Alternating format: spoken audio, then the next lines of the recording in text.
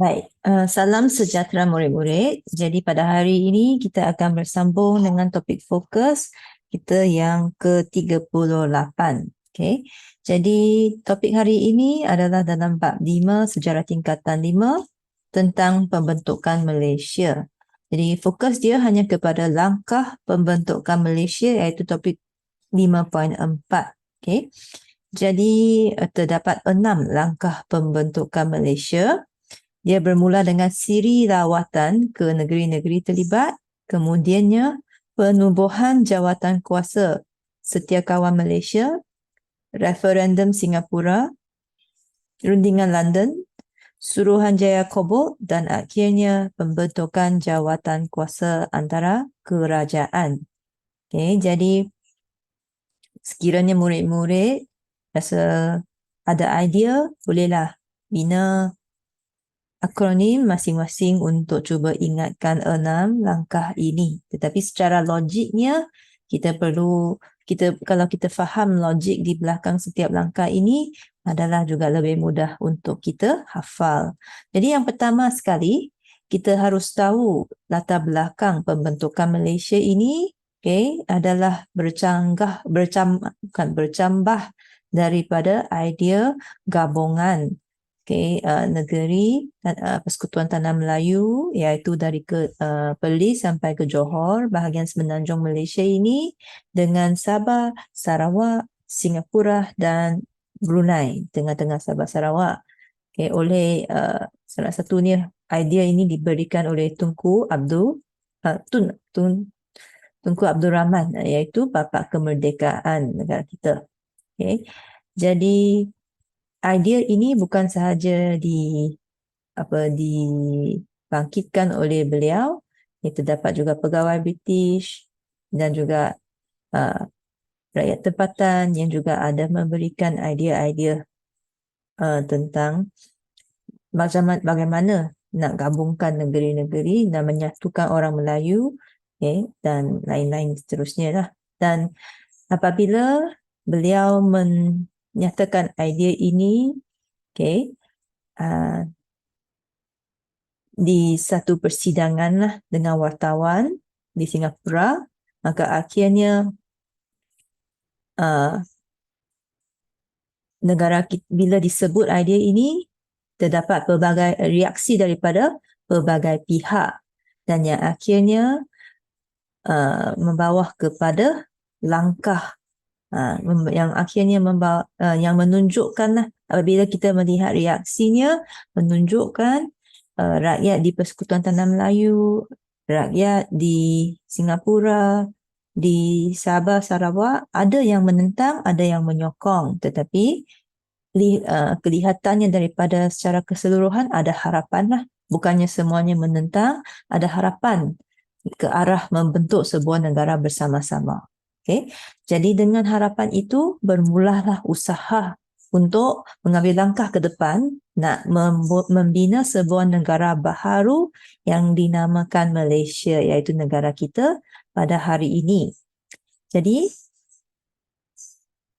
antara negara-negara ini, antara negeri-negeri yang terlibat ini, walaupun sebelum ini mungkin sudah pun pernah antara pemimpinnya mungkin sudah ada yang berkenalan, tetapi sekarang ni kita nak membentuk sebuah negara bersama. Ini perkara yang sangat besar. Dia sepertilah kita nak menjadi sekeluarga.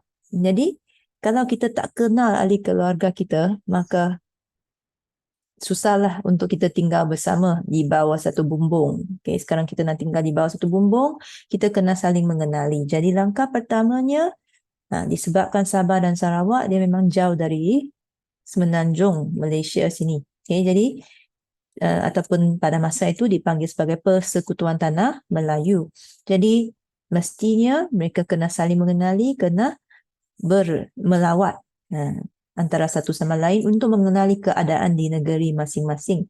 Maka ini bermula dengan Tunku Abdul Rahman, dia melawat ke negeri Sarawak, ke negeri Brunei untuk meninjau keadaan di sana. Sambil itu beliau juga jelaskan kepada pemimpin di Sarawak dan Brunei tentang rancangan Malaysia. Okay. Kemudiannya, pemimpin Sabah Sarawak juga ada lawat ke Persekutuan Tanah Melayu untuk melihat keadaan di sini, melihat sama ada negara Persekutuan Tanah Melayu itu maju. Okay. Dan Tunku Abdul Rahman turut melawat ke Sabah juga dalam siri lawatan tersebut. Ini berlaku pada tahun 1961 sehingga 1962, antara 2 tahun tersebut. Okay. Jadi, kemudiannya, okay, apabila mereka dah lawat, dah ada satu idea, dapat satu gambaran tentang keadaan di negeri masing-masing, maka mereka fikir mereka perlu duduk dan bincang. Betul tak? Dah faham dah keadaan, sekarang step A sudah ada, sudah kenal, tapi step 2 ialah kita mesti bincang. Adakah semua orang memang setuju tentang nak bentuk Malaysia? Jadi maka ditubuhkanlah satu jawatan kuasa Setiakawan Malaysia. Okay, di dalam jawatan kuasa ini kita boleh lihat gambar di buku teks siapakah ahli-ahli dia. Nah, di sinilah ahli Jawatan Kuasa Setiakawan Malaysia. Kalau kita lihat sepintas lalu, ada Lee Kuan Yew. Okay. Ada juga wakil dari Sarawak, Sabah. Okay. Jadi, pengerusinya ialah Donald Stephens. Okay. Jadi, dalam jawatan kuasa ini, okay, semua wakil-wakil pemimpin dari 4 negeri-negeri terlibat ini, iaitu ada yang dari negeri Sabah, Sarawak, Singapura dan juga Persekutuan Tanah Melayu. Mereka pun mengadakan mesyuarat lah di 4 tempat lah. Di tempat masing-masing lah. Ada di Kota Kinabalu, di Kota Kinabalu masa tu panggil Jesselton. Ada yang di Kuching sekali, Kuala Lumpur sekali, Singapura sekali. 4 kali mereka bermesyuarat. Dan semasa mesyuarat itu, ada 4 tujuan. Okay, ada 4 tujuan dan juga 4 perkara yang dilaksanakanlah dalam mesyuarat mereka. Okay, apakah 4 perkara tersebut? Untuk senangkan kita ingat, cikgu buat satu akronim YBSK. Okay, YB yang berhormat, SK Sekolah Kebangsaan, YBSK. Jadi YB itu apa? YB itu Y ialah yakin. Yakin. Kita nak yakinkan rakyat pemimpin Sarawak dan Sabah tentang pembentukan Malaysia, itu yang pertama.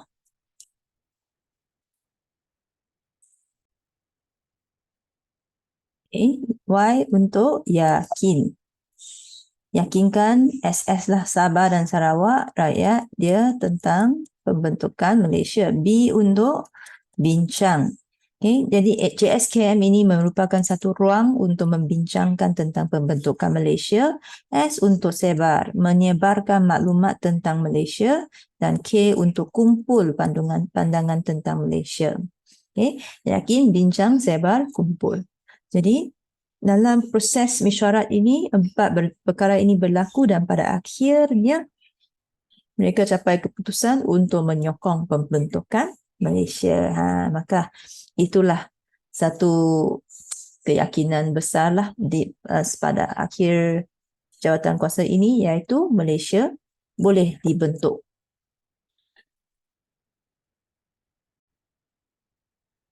Okay, selepas itu, kita lihat beberapa langkah lagi susulan daripada selepas jawatan kuasa ini setuju.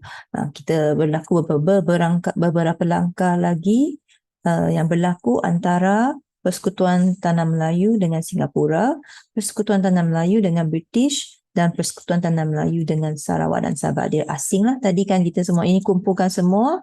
Okay, lawatan. Lepas tu ini kumpulkan semua untuk bincang. Kemudiannya kita lihat referendum Singapura ni hanya dengan Singapura, referendum London ni hanya dengan British, Suruhanjaya Kobol dan JAK ni hanya dengan Sarawak dan Sabah. Okay, jadi kita lihat yang dengan Singapura dulu. Okay, jadi pada tahun 1962 berlaku rundingan lah antara Kerajaan Persekutuan Tanah Melayu dan Singapura. Okay, dan mereka membuat keputusan, mereka perlu buat satu referendum. Referendum ni maksudnya sesuatu macam kaji selidik lah yang dilakukan. Okay, terdapat satu kertas yang dikeluarkan yang perlu diisi oleh setiap rakyat Singapura tentang pilihan mereka. Sama ada mereka mereka setuju untuk menyertai Malaysia, tidak setuju menyertai Malaysia ataupun setuju dan inginkan hak yang sama dengan Sarawak dan Sabah. Ada 3 pilihan. Setuju dan setuju dengan setuju dengan syarat yang ditetapkan dalam kertas putih lah. Ada satu kertas putih yang mencatatkan apa yang telah kerajaan Singapura dan kerajaan Persekutuan Tanah Melayu setuju tetapkanlah untuk kemasukan Singapura ke dalam Malaysia. Okay, ada 3 pilihan ini. Jadi rakyat perlu tik lah. Okay. Selepas mereka tik, dapati rakyat setuju. Dan setujunya dengan pilihan pertama iaitu untuk menyertai dan mengikut apa yang ditetapkan oleh kerajaan Singapura dan Persekutuan Tanah Melayu lah. Jadi dengan itu dah ditetapkan Singapura confirm boleh menyertai Malaysia. Kemudiannya setahun sebelum referendum Singapura ini berlaku, okay, Malaysia sebenarnya kita ada rombongan yang pergi ke London untuk bincang dengan British tentang pembentukan Malaysia. Dan rundingan London ini berakhir dengan keputusan perlu adanya satu jawatan kuasa untuk mendapatkan pandangan rakyat Sarawak dan Sabah. Okay, oleh itu apabila kembali daripada London, okay, Suruhanjaya Kobot pun ditubuhkan untuk dapatkan meninjau. Di sini Suruhanjaya Kobot isi dia pun kita boleh tulis meninjau pendapat rakyat Sarawak dan Sabah, isi dia. Okay, meninjau pendapat rakyat SS tentang pembentukan Malaysia. Ini juga untuk Suruhanjaya Kobot. Jadi akhirnya dan dalam proses itu juga Suruhanjaya Kobot juga melawat pusat di Sarawak dan Sabah dan mereka mendapati terdapat 2/3 penduduk menyokong Malaysia. Lepas mereka lawat dan mereka meninjau pendapat, mereka buat laporan. Dalam laporan itu dapati 2/3 penduduk menyokong pembentukan Malaysia dan satu lagi ialah mereka mencadangkan kuasa otonomi kepada Sarawak dan Sabah. Oleh itu kalau kita lihat hari ini, apabila rakyat kita nak pergi ke Sarawak dan Sabah, rakyat di Persekutuan Tanah Melayu di Semenanjung Malaysia nak pergi ke Sarawak dan Sabah, kita perlu letak, kita perlu isi satu kertas kemasukan dan kita hanya boleh tinggal di Sarawak dan Sabah selama 90 hari walaupun kita dalam sebuah negara yang sama sebab immigration itu adalah dikawal oleh Sarawak dan Sabah. Iaitu adalah salah satu kuasa otonomi Sarawak dan Sabah lah. Okay, dan akhirnya nanti kita akan bincang lebih lanjut kuasa otonomi mereka di bawah JAK. Akhirnya pembentukan jawatan kuasa antara kerajaan ialah susulan daripada Suruhanjaya Kobot tadi yang menentukan, yang mencadangkan perlu ada kuasa otonomi, maksudnya kuasa yang special kepada Sarawak dan Sabah. 2 buah kerajaan Persekutuan Tanah Melayu, Sarawak dan Sabah pun dengan ada wakil British pun duduk bersama mengadakan mesyuarat. Okay. Kali ini di Kuching dan Kuala Lumpur. Dan dalam mesyuaratnya mereka bincangkan bagaimana nak melindungi, itu salah satu tujuan dia, melindungi kepentingan Sarawak dan Sabah. Okay, nak membentuk perlembagaan dan melindungi kepentingan Sarawak dan Sabah. Jadi dalam mesyuarat itu mereka bincangkan apakah perkara yang perlu diberi otonomi, diberi special kepada Sarawak dan Sabah. Terdapat 18 untuk Sarawak dan 20 untuk Sabah. Kita lihat di dalam buku teks sedikit tentang yang ini. Okay. Minta maaf tadi mesyuarat tu adalah bukan di Kuching, di Jesselton, Kota Kinabalu dan sekali lagi di Kuala Lumpur lah selama 4 hari kita lihat di sini. Jadi apakah perkara yang dimasukkan ke dalam perlembagaan persekutuan yang melindungi kepentingan rakyat Sarawak dan Sabah? Di sinilah dia 5 poin ini. Poin pertama ialah Islam, agama rasmi Malaysia tetapi dikecualikan kepada Sarawak dan Sabah.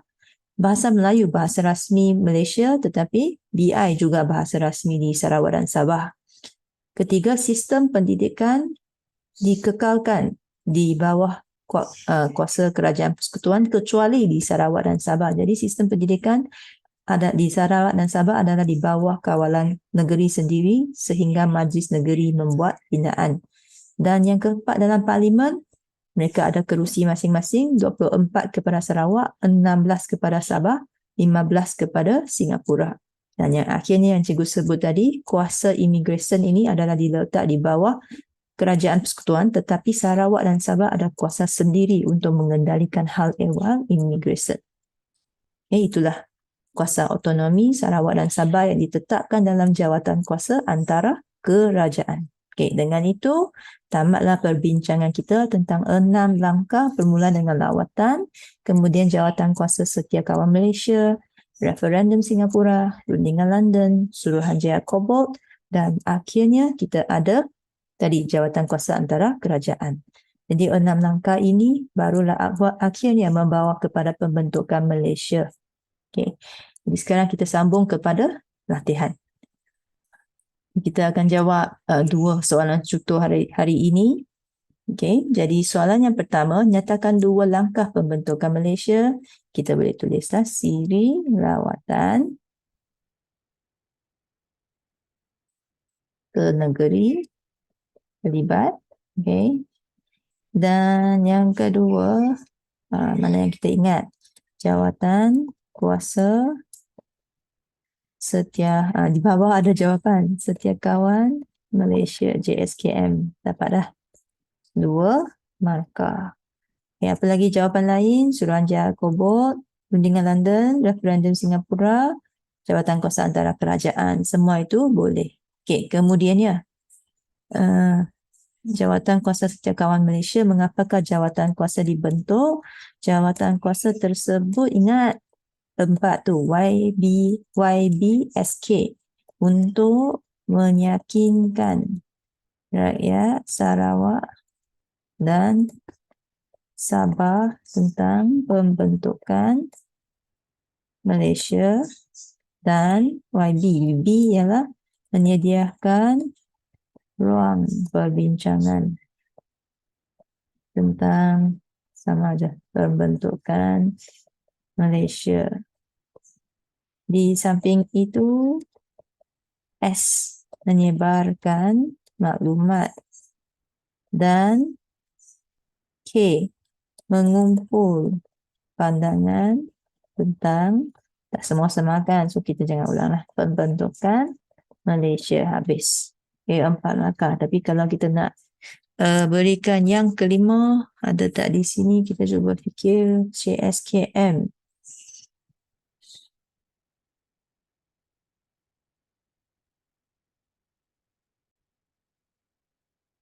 Kita boleh buat satu rumusan, iaitu ini adalah untuk mempercepat pembentukan Malaysia habis.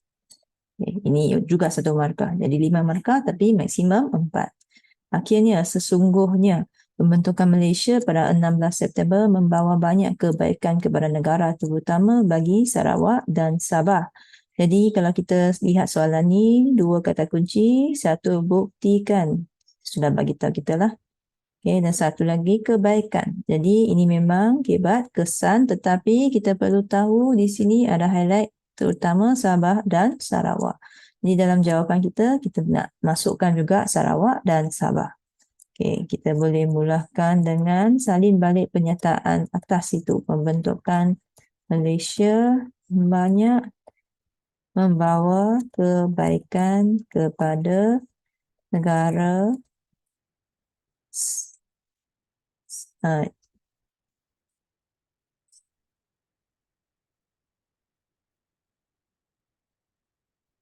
iaitu apakah kebaikan dia? politik Sabah dan Sarawak stabil. Itu menjadikan stabil. Hal ini kerana dapat mengelakkan, memang mereka dapat kemerdekaan daripada proses itu. Jadi, dapat mengelakkan campur tangan kuasa asing. Oleh itu, Sabah dan Sarawak telah mencapai telah merdeka, senang. Telah merdeka. Jadi selain itu apa lagi? Ekonomi negeri Sarawak dan Sabah semakin maju.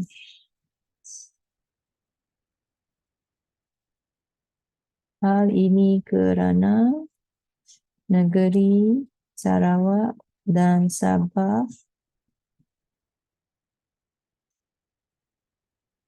keadaan negeri Sarawak dan Sabah aman dan dapat aman, oleh itu dapat menarik kedatangan pelabur asing. Jadi kalau ini kita dah bagi banyak isi, kita tak dapat bagi contoh pun, tidak mengapalah, kita boleh terus kepada kesimpulannya. Pembentukan Malaysia mempercepatkan kemerdekaan Sarawak dan Sabah dan memajukan negeri-negeri tersebut. Macam ni. Yang ini pasti dapatlah 4 markah, lebih daripada 4 markah lah. Jadi seterusnya kita lihat soalan kedua. Soalan kedua, nyatakan 2 tujuan penubuhan jawatan kuasa antara kerajaan. Jadi satunya ialah untuk merangka perlembagaan. Sebab perlembagaan ini undang-undang tertinggi negara perlu dibentuk apabila kita bentuk sebuah negara baharu. Kemudiannya dalam proses pembentukannya, yang dipentingkan dalam jawatan kuasa ini ialah nak melindungi kepentingan rakyat Sarawak dan Sabah. Jelaskan perkara yang telah diusulkan oleh jawatan kuasa tersebut untuk dimasukkan dalam perlembagaan persekutuan. Jadi perkara yang tadi kita dah lihat dah, beberapa perkara kan diusulkan ialah apa? Yang pertama, agama Islam, agama rasmi persekutuan Malaysia, tetapi dikecualikan untuk Sarawak dan Sabah, 2 markah. Selain itu, bahasa Melayu, bahasa rasmi sama persekutuan Malaysia, tetapi bahasa Inggeris juga dijadikan bahasa rasmi Sarawak dan Sabah. Akhirnya sistem pendidikan di bawah kawalan kerajaan persekutuan, tetapi Sarawak dan Sabah mempunyai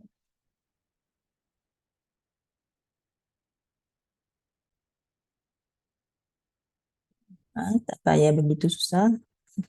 So ini kita hanya perlu tulis di bawah kawalan kerajaan persekutuan kecuali Sarawak dan Sabah, sama seperti atas, semua kecuali dah dapat dah 6 isi. Jadi tapi 4 markah penuh. Akhirnya perkara-perkara yang diusulkan oleh JK dapat menjaga kepentingan rakyat Sarawak dan Sabah. Buktikan ini. Jadi sini kata kunci dia sama dengan yang atas, kepentingan. Mengapa perlu adanya berikan kepentingan-kepentingan ini kepada rakyat Sarawak dan sama-sama dengan kibat kesan yang kita hafal. Jadi perkara kita salin soalan dulu yang diusulkan oleh CAK dapat menjaga kepentingan rakyat Sarawak dan Sabah dengan jadi kita boleh tulis menjadikan politik negeri Sarawak dan Sabah stabil. Tetapi yang kedua ni mungkin tidak sesuai lah, mengelakkan campur tangan asing sebab JAK perkara dalam tu tak ada. Hal ini kerana negeri Sarawak dan Sabah diperuntukkan kerusi dalam Parlimen Malaysia. Mereka ada kuasa politik lah di sini.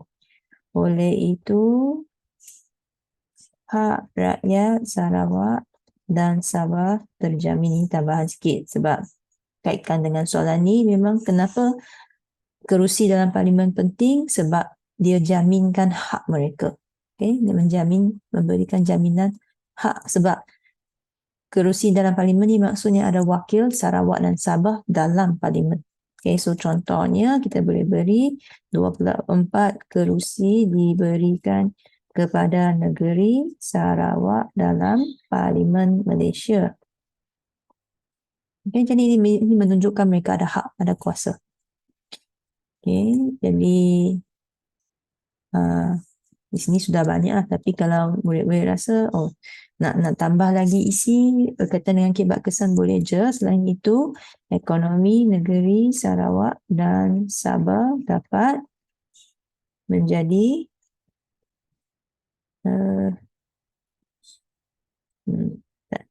tidak begitu lancar. So dapat menjadikan ekonomi negeri Sarawak dan Sabah lebih maju.